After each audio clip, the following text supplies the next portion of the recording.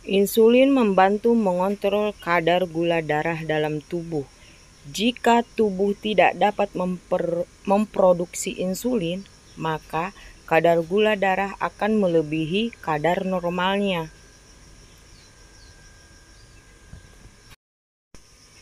yang kemudian disebut dengan penyakit diabetes. Hari ini aku selalu membantu pasienku setiap hari untuk memeriksa kadar gula darah supaya ditahu kadar gula darahnya naik atau pada titik normal ya guys. Dan ini tertera di atas ya, aku memeriksa di setiap pagi. Jangan lupa untuk tensi darah juga ya guys, itu dilakukan setiap pagi.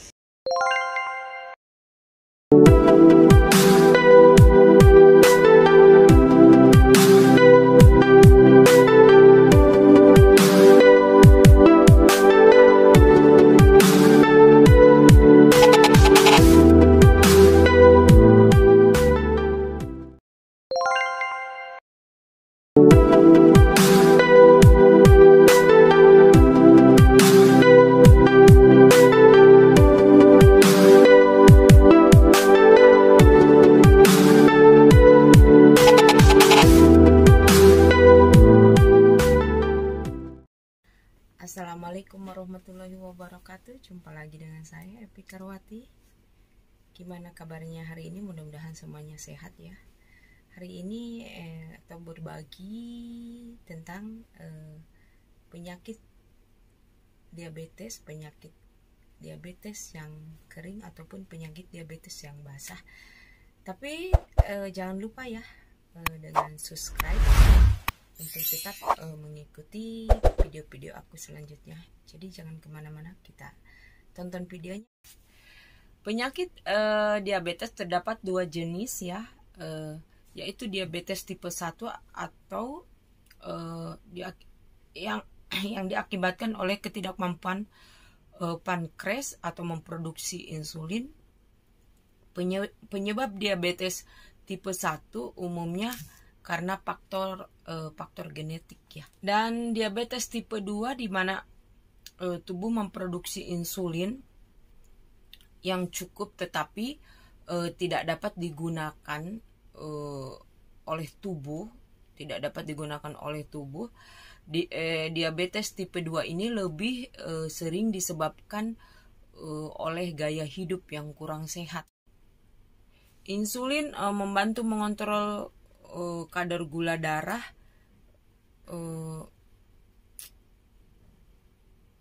dalam tubuh. Jika tubuh tidak dapat memproduksi insulin dalam tubuh kita, maka kadar gula darah yang akan melebihi kadar normalnya ya, yang kemudian disebut dengan penyakit diabetes. Jika salah satu kasus dari di atas yang terjadi, maka tubuh yang tidak bisa menyalurkan gula dari darah untuk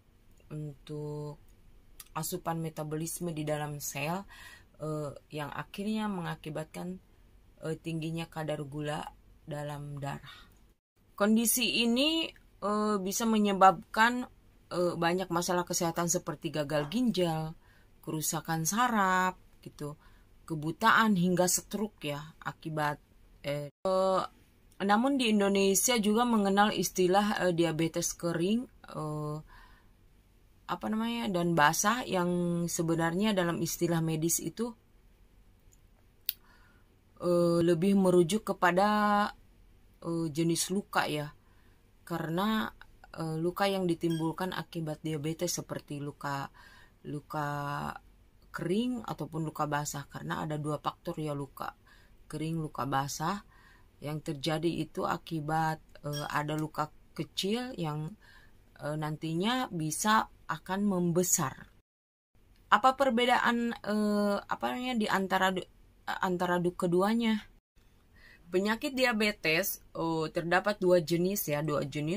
Diabetes 1 yang diakibatkan oleh ketidakmampuan pankreas untuk memproduksi insulin. Penyebab diabetes tipe 1 umumnya karena faktor genetik. Dan diabetes kedua yang tipe 2 ini di mana tubuh memproduksi insulin yang cukup tetapi tidak dapat digunakan oleh tubuh kita ya.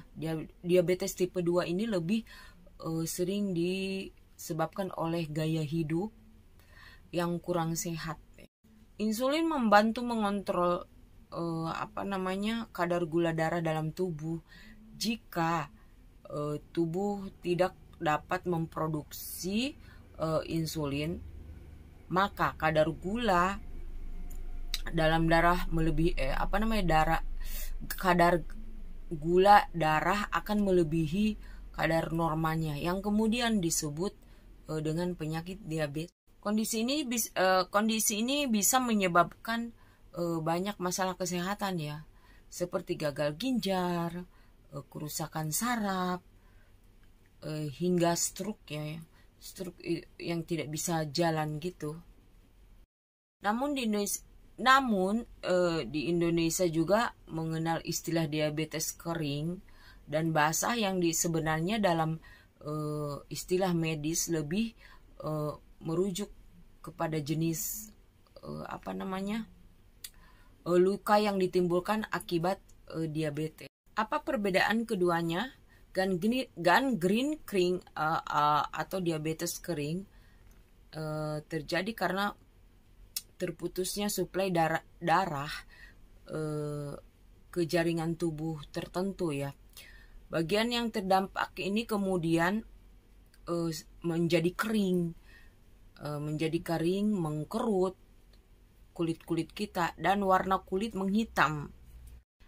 Gangren basah atau diabetes basah terjadi karena bakteri menyerang jaringan tubuh yang tidak dapat cukup suplai darah. Kondisi ini bisa menyebabkan bagian yang terdampak menjadi bengkak,